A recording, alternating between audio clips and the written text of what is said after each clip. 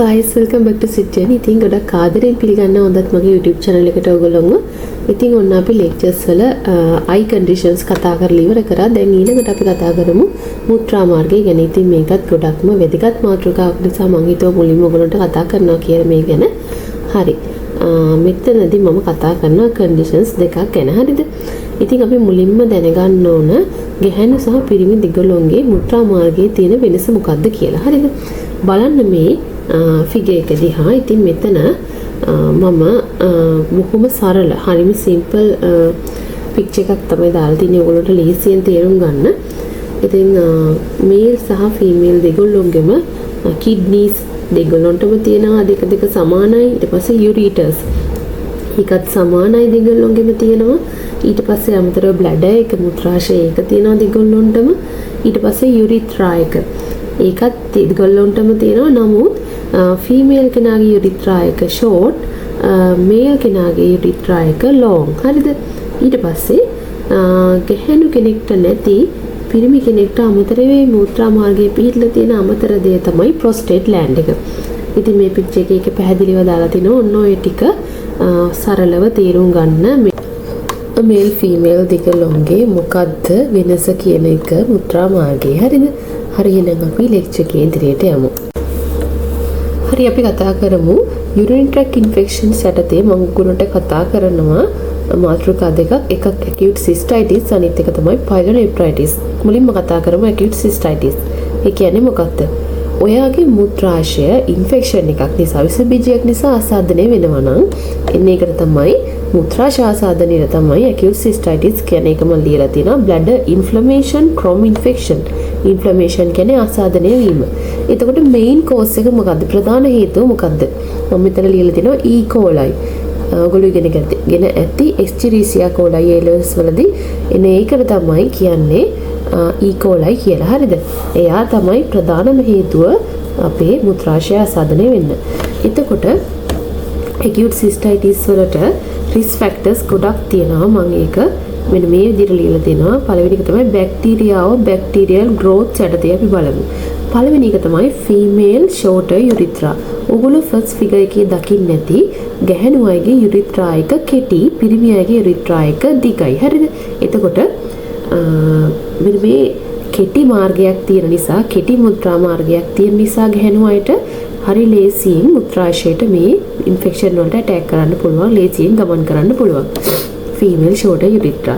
අංක 2 diabetes mellitus. ඔගොල්ලෝ අහලා තියෙනවා දේවඩියාව තියෙන කෙනෙක් මුත්‍රා කරපු තැනකට කූඹි වහන්න පුළුවන් කියලා. කියන්නේ එයාගේ මුත්‍රාවල ග්ලූකෝස් අඩංගුයි. හරිද? එතකොට ඩයබටික් තියෙන කෙනෙක් යූරින් පාස් කරාට පස්සේ යවට මුත්‍ර මාර්ගයට ප්‍රදේශය හරියට ක්ලීන් කරේ නැත්නම් සේදුවේ නැත්නම් එයාගේ මුත්‍ර මාර්ගයේ ප්‍රදේශයේ අනිවාර්යෙන්ම ග්ලූකෝස් තැන්පත් වෙනවා මුත්‍රා යූරින් එක. හරිද?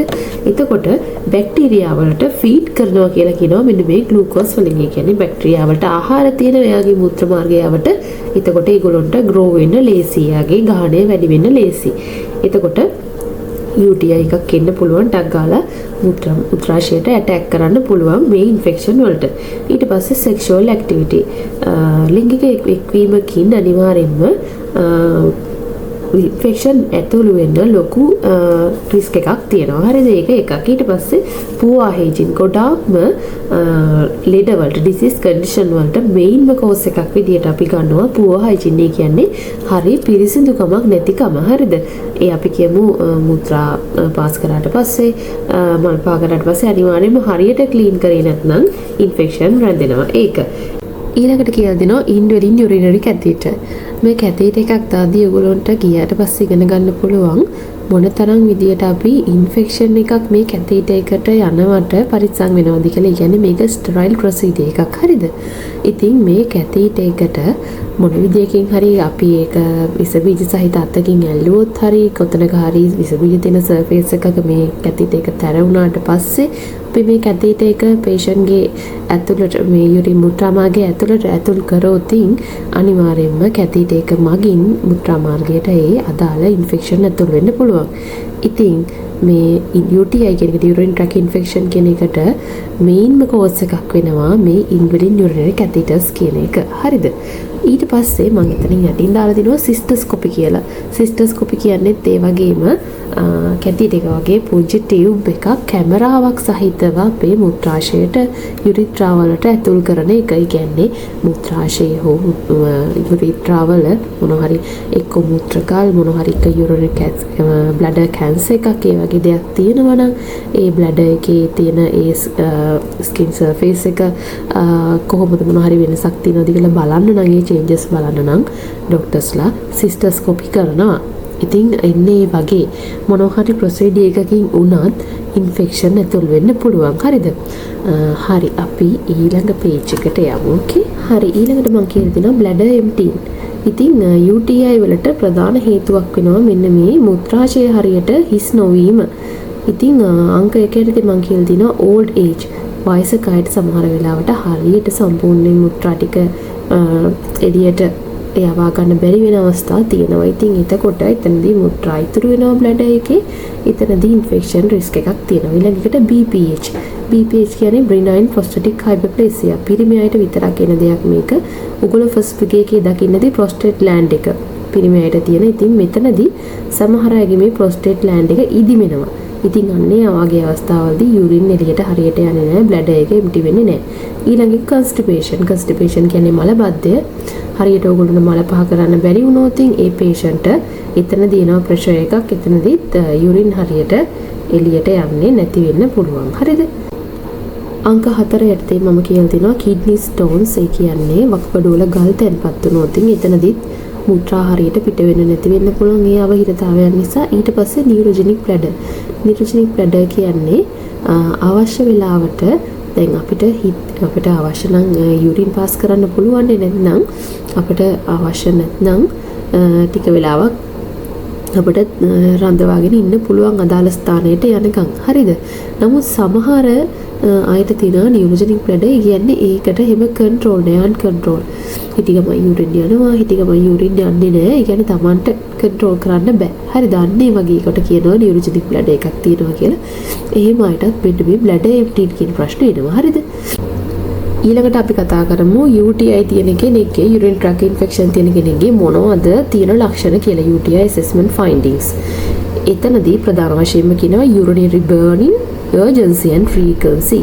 ඒ කියන්නේ සමහර අය කියනවනේ අනේ මගේ මුත්‍රා දනවා, මට නිතරම මුත්‍රා යන්න ඕන, මට මේ මුත්‍රා යන්නේ නැහැ. ඔන්න ඒ වගේ කියන්නේ burning කියන්නේ සෑහෙන තදබල දැවිල්ලක් වගේ වේදනාවක් තියෙනවා. urgency නිතරම යන්න ඕන වගේ දැනෙනවා, නමුත් යන්නේ නැහැ. frequency එක නිතරම එක ළඟ වගේ යුරින් යන්න ඕන වගේ දැනෙනවා, නමුත් dysuria යන්නේ නැහැ. හරිද? ඒක. ඊට පස්සේ difficulty voiding. යුරින් පාස් කරන්න ගියත් සෑහෙන වේදනාවක්, හරි අමාරුයි යන්න. difficulty voiding. හරිද? ඊට පස්සේ nocturia.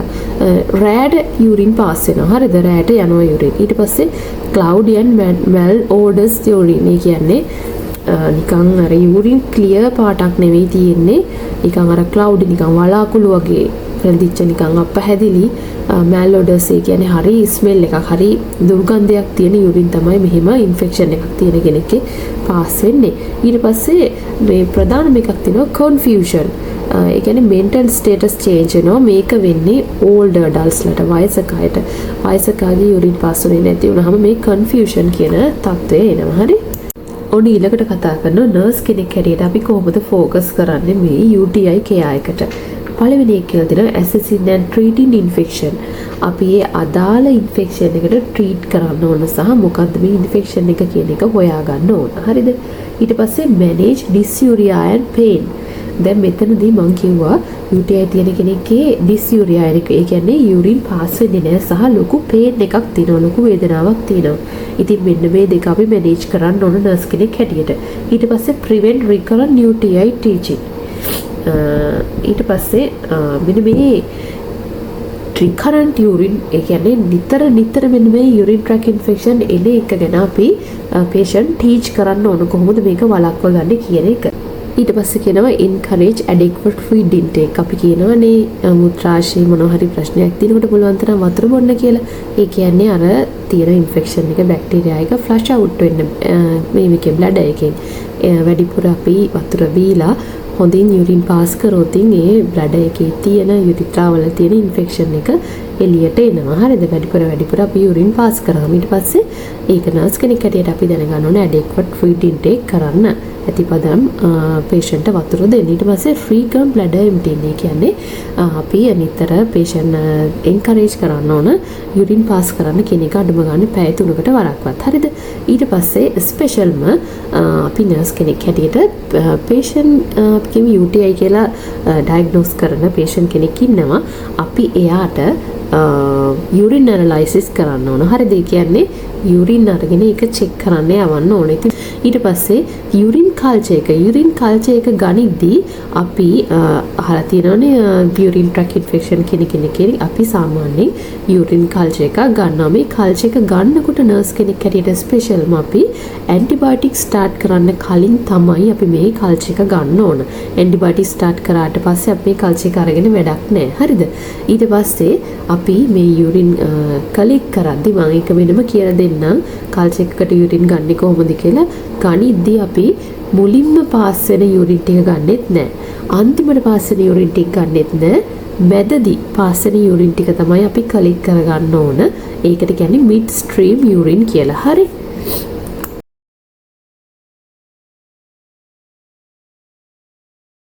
හරි ඊට පස්සේ අපි නර්ස් හැටියට වග බලා ගන්න ඕන complete the full course of antibiotics. මේ antibiotic course එක පටන් ගත්තට පස්සේ ඒක මගින් නතර කරන්න දෙන්න බෑ. ඒක සම්පූර්ණ කරන්න දෙන්න ඕන.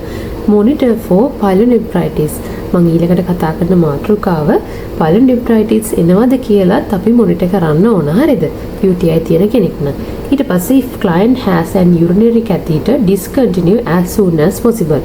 දැන් මේ UTI තියෙන කෙනෙක් නම් එයාට catheter එකකුත් ඒ වෙද්දි insert කරලා තියෙනවා නම් අපි as soon as possible ඒක discontinue කරන්න ඕන. ඒක අයින් කරන්න ඕන. to reduce risk of catheter. අපි බලමු catheter එකක් දාපු කෙනෙක් නම් මේක UTI එකක් එන එක කොහොමද වළක්වන්නේ කියලා. මෙහෙම තියෙනවා keep if absolutely necessary. ඒක අපි catheter එක තියන්න ඕන ඇත්තටම ඒ patient එක catheter එකක් අවශ්‍ය නම් විතරයි. ඊට පස්සේ prevent black flow. ඒ කියන්නේ black flow එක වළක්වනවා කියන්නේ urine දැන් catheter bag එකට පිරෙනවනේ. සමහර කෙනෙක්ගේ මේ catheter bag එක අපි කියමු උඩින් එල්ලලා තිබ්බා කියලා bladder level එකට වඩා catheter bag එක උඩින් එල්ලලා තිබුණොත් දන්නවනේ gravity එකට යුරින් ටික අපස්සට ගලාගෙන ඉන්න පුළුවන්. එතකොට ආයිම මුත්‍රාශයේම යුරින් ඇතුල් වෙන්න පුළුවන් catheter එක හරහා. එන්නේ ඒක වළක්වන්න ඕන. අපි මේ පික්චර් එකෙන් චුට්ටක් ඒක බලමු. හරි? මෙන්න මේ විදිහට තමයි අපි catheter bag එක ප්ලේස් කරන්න ඕන. ඔයගොල්ලෝ හොස්පිටල් ගියාම බලන්න catheter දාපු patient ලගේ කිසිම වෙලාවක patient lie down වෙලා ඉන්න පොසිෂන් එකට වඩා උඩින් catheter bag එකේ ඉල්ලලා නැහැ. ඒ කියන්නේ patient ගේ bladder level එක දින patient ගේ bladder එක පිටලා තියෙන level එකට වඩා පහළින් ඕන නිතරම catheter bag එකේ එල්ලන්න urine එකතු වෙන bag එකේ එල්ලන්න. මොකද ඊට වඩා උඩින් එල්ලුවොත් urine back flow එකක් වෙන්න පුළුවන්. නැවත එකතු වෙලා තියෙන infected urine නැවත යන්න පුළුවන් bladder එකට. ඒකත් ප්‍රධාන හේතුවක් වෙන්න පුළුවන් catheter දාපු patient කෙනෙක්ට infection නැතුළු වෙන UTI හැදෙන්න. හරි? ඊට පස්සේ කියනවා empty urinary bag frequently, always keep less than half full. ඒ කියන්නේ අපි අනිවාර්යයෙන්ම මේ යුරින් ටික අස් කරවන්න ඕන ඉන්න කෙනෙක්ට කියලා. මොකද මේ යුරින් ගොඩක් වෙලා මේ බෑග් එකේ භාගයකට වඩා පිටිලා ගොඩ වෙලා මේ රැඳිලා තිබුණොත් එතනදී හැදෙන ඉන්ෆෙක්ෂන් නැවත අපේ මුත්‍රා මාර්ගයට ඒ යුරින් catheter එක හරහා ඇතුල් වෙන්න පුළුවන්. ඒ නිසා අනිවාර්යෙන් frequently මේ යුරින් බෑග් එක empty කරවන්න ඕන. හරි? ඊට පස්සේ bag stays below bladder level. මම ඒක තමයි කලින් ඔයගොල්ලන්ට කිව්වේ. හරි? ඊළඟට කියනවා fluid intake 2 liter per day. අඩු ගානේ මේ patient කෙනෙක් දවසකට ලීටර් 2ක්වත් අඩුම ගානේ වතුර බොන්න කියලා කියනවා. මොකද මේ බැක්ටීරියා ඉන්ෆෙක්ෂන් ෆ්ලෂ් අවුට් වෙන්න. සාමාන්‍ය කෙනෙකු තවම වශයෙන් එහෙම බොන්න ඕන. හරිද? ඊට පස්සේ avoid non caffeinated drinks to flush out bacteria. දැන් අපි දැන් මොන හරි බෙවරේජස් බොන්න කියනකොට ෆ්ලුයිඩ් ඉන්ටේක් කරන්න කියනකොට ඔයා කැෆෙයින් තියෙන දේවල් ස්පයිසි මොනවා හරි ඒ වගේ ඩ්‍රින්ක්ස් එහෙම අරගන්න බෑ හරිද? අපි ක්ලියර් ෆ්ලුයිඩ්ස් තමයි ගන්න ඕන. අපි කැෆෙයින් කැෆිනේටඩ් ඩ්‍රින්ක්ස් වගේ ගත්තොත් අපිට බලාපොරොත්තු වෙන පර්පස් එක නෙවෙයි වෙන්නේ හරිද? ඊට පස්සේ යුරිනේට් ෆ්‍රීක්වන්ට්ලි අඩු ගානේ පැය 3-3ටවත් යුරින් පාස් කරන්න කියලා patient ටීච් කරන්න ඕන. ඊට පස්සේ අපි බලමු how to manage dysuria and pain. dysuria කියන්නේ යුරින් නොයන එක සහ pain එක කැක්කුම කොහොමද අපි නර්ස් කෙනෙක් හැටියට වළක්වන්න පුළුවන් කියලා බලමු. අංක 1 avoid bladder irritants. ඒ කියන්නේ spicy food, alcohol, caffeine තියෙන කෑම ඒ මොකුත් කන්න බෑ. ඒ කියන්නේ ඒවා bladder irritants. හරිද? ඊට පස්සේ urinary analgesics දෙන්න ඕන. ඒ කියන්නේ මෙතනදී අපි analgesics කියන්නේ වේදනා නාශක. හරිද? දැන් මෙතනදී UTI එකේදී ලොකු pain එකක් එනවනේ. එතකොට අපි patient ගේ pain management කරන්න ඕනේ. ඒ සඳහා අපි urinary analgesics දෙනවා. ඒ මොනවද කියලා ඔයගොල්ලෝ අවශ්‍ය නම් සර්ච් කරලා බලන්න. දැන්ම මං හිතන්නේ ඔලුවට දාගන්න ඕන කියලා. හරිද? එතකොට වැඩි වෙනවා. ඊට පස්සේ මම මෙතන ඩ්‍රග් එකක් දාලා තියෙනවා Phencyclidine. අංක 3 warm sitz bath. warm sitz bath කියන්නේ අපි lower abdomen එක යටි බඩේ තියෙන හරිය මුත්‍රාශය තියෙන හරිය අපිට පුළුවන් මදරස්ටි උණු වතුර වලින් ටිකක් අපිට වොෂ් කරන්න පුළුවන් සහ අපිට මදරස්නේ උණු වතුර එකක අපිට වාඩි වෙලා ඉන්න කියන්න පුළුවන්. ඒ ලොකු බේසින් එකකට වතුර දාලා ඒකේ අපිට patient ටිකක් වාඩි වෙලා ඉන්න කියලා කියන්න පුළුවන්. අන්න ඒ වගේ දේවල් වලින් 99%ක් patient ගේ pain එක නැති වෙනවා සහ යුරින් පාස් වෙන්න තියෙන පහසුව වැඩි වෙනවා. ඊට පස්සේ apply heating pads. ඒකත් ඒ වගේමයි lower abdomen එකට අපිට පුළුවන් heating pads මදරස්නේ heating pads අපිට apply කරන්න පුළුවන්. ඊට පස්සේ warm compression එකත් ඒ වගේ warm compression දෙන්න පුළුවන් to lower abdomen. හරි ඊළඟට අපි teach කරන්න ඕන patient wipe from front to back after urinating to prevent bacteria from stool reaching the urethra. අපි මල පහ කිරීමෙන් පස්සේ හෝ යුරින් පාස් කිරීමෙන් පස්සේ ක්ලීන් කරනකොට අපි front to back තමයි ක්ලීන් කරන්න ඕන. ඒ කියන්නේ මුත්‍රා මාර්ගයේ ඉඳගෙන යුරිත්‍රා එක පැත්තේ ඉඳගෙන ඒනල් එක පැත්තට ඕන ක්ලීන් කරන්න. ඒනල් එක පැත්තේ ඉඳන් යුරිත්‍රා එක පැත්තට ක්ලීන් කරන්න නැහැ. මොකද ඒ මොනෝතින් ඒ ස්ටූල්ස් මලාප ද්‍රව්‍ය වාගේ මුත්‍රා මාර්ගයේ පැත්තට ඇතුල් වෙන්න පුළුවන්. ඒ back to front clean කරොත් තින්. හරිද? ඒ නිසා මතක තියාගන්න ඕන. patient එක කියන්න ඕන front to back තමයි clean කරන්න ඕන කියලා. ඊට පස්සේ urinate before and after sexual intercourse. දැන් ලිංගික එකතු වීම කියන පස්සේ මම කිව්වා UTI හැදෙන්න පුළුවන්, විස බීජ හුමාරු වෙන්න පුළුවන්. ඉතින් ඒ නිසා sexual intercourse එකට පෙර සහ sexual intercourse එකකට පස්සේ අනිවාර්යයෙන්ම clean කරන්න ඕන සහ යුරින් පාස් කරන්න ඕන. හරිද? ඊළඟට කියලා තියෙනවා avoid synthetic fabrics. ඒ කියන්නේ අපි නයිලෝන් වගේ ඒ කෘත්‍රිම materials වලක මොකොත් අඳින දෙන්නේ නැහැ patient.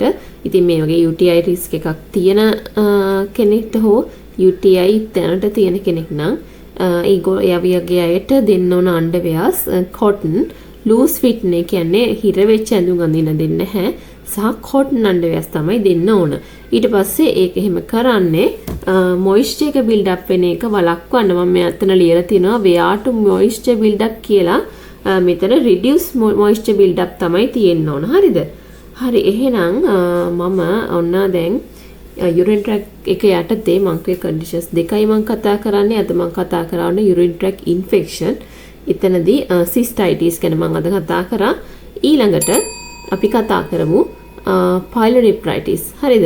ඊළඟ ලෙක්චර් එකෙන් කතා කරමු pyelonephritis ගැන. ඉතින් මේ ඔයාලා අද මෙහෙම එකතු කරගන්න දැනුම ඉන්ටේක්ස් එකට ගියාට පස්සේ සෑහෙන්න වටිනවා. හරිද? මොකද මේ conditions හරි common condition. ඔයගොල්ලෝ අනිවාර්යෙන් දැනගෙන යන්න ඕන condition සහ exam වලට සාමාන්‍යයෙන් එන condition. හරිද? එහෙනම් ලෙක්චර් එකෙන් හොඳ දෙයක් ගන්න නැති කියලා හිතනවා. ප්‍රශ්න තියෙනවා නම් අනිවාර්යෙන් කමෙන්ට් කරන්න. මං ගිහින් එන්නම්. එහෙනම් හැමෝම සතුටින් හොඳින් ඉන්න. බයි.